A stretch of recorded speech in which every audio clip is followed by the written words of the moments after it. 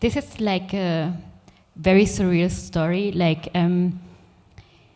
my mom was very ill, and nobody in South America thought that she will live more than 3 months, because there was like a ticking bomb on the left side of her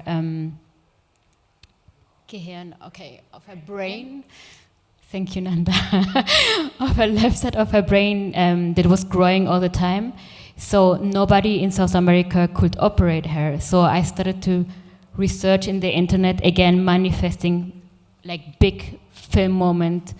Like how do I do it? Second, how can I contact this person? Then this human has to be time. And then I was researching, and one of them was in Johns Hopkins Institute in the US, and the other person was in Australia, that really goes really deep into the brain. You have to imagine that this is very dangerous to go inside of there. And now it's like new techniques where you really can go by trespass every millimeter. And there was like one person that could do it in Germany, and that was Peter Vaikosi. And then I try to call and have a meeting with him, and they said like, so the Professor Vaikosi, sorry, he has no time till next year.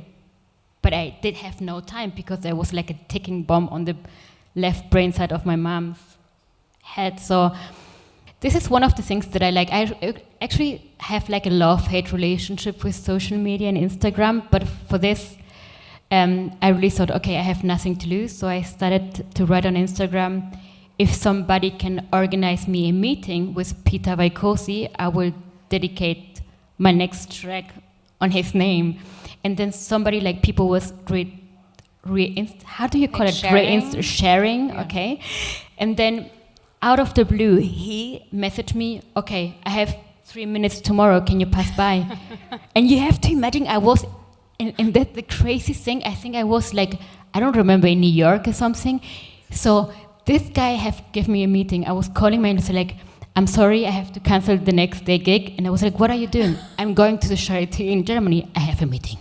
And I cannot, and then somehow, out of the power of nothing, like when I get his message, I booked the next plane and I went to Germany. And then I was sweating. I was really looking like a very crazy person. And this guy already saw that I was very crazy. And then he saw and I said like, does not look okay, but I think I can do it.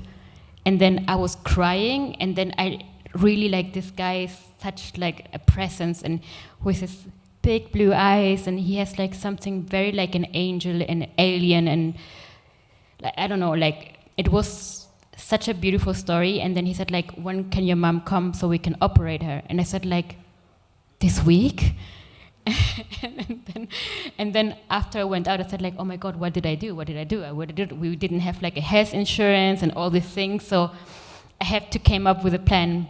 We brought her to Germany, and then one day before we had a meeting with her, she had like a big epileptic seizure. So when she arrived, we ended out in the emergency room, and he was by then in a conference in Greece, I can remember. And then I wrote him, I think my mom is not gonna make it. And he said like, no, she's gonna make it, I'm gonna come tomorrow.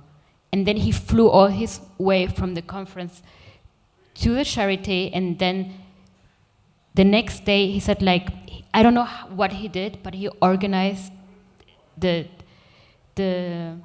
operation. And you have to imagine, like, I don't know, like how it is in Italy, but if somebody comes from a foreign country and is having like a brain operation, you can imagine how expensive it could be.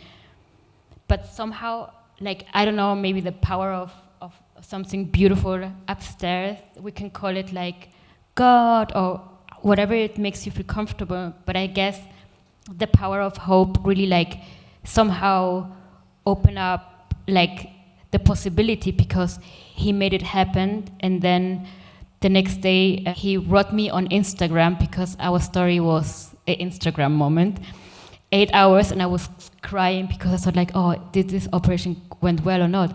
And he wrote, the operation was good, Sofia, your mom is on her way upstairs. And I was like crying, because I couldn't believe like what just happened.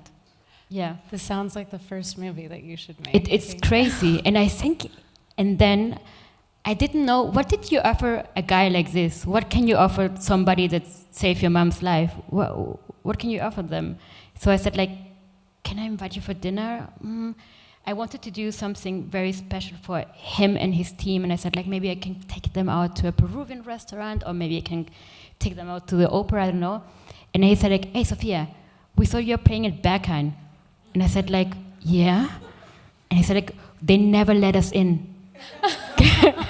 Can you put all my team on the guest list? And I said, of course. And then, and in Berghain they're very strict, so they only give you 5 spots. So you only have 5 spots. So I have to Google everybody that was DJing at that day, because I have to put all the team of this, of Peter Vaikosi into the guest list.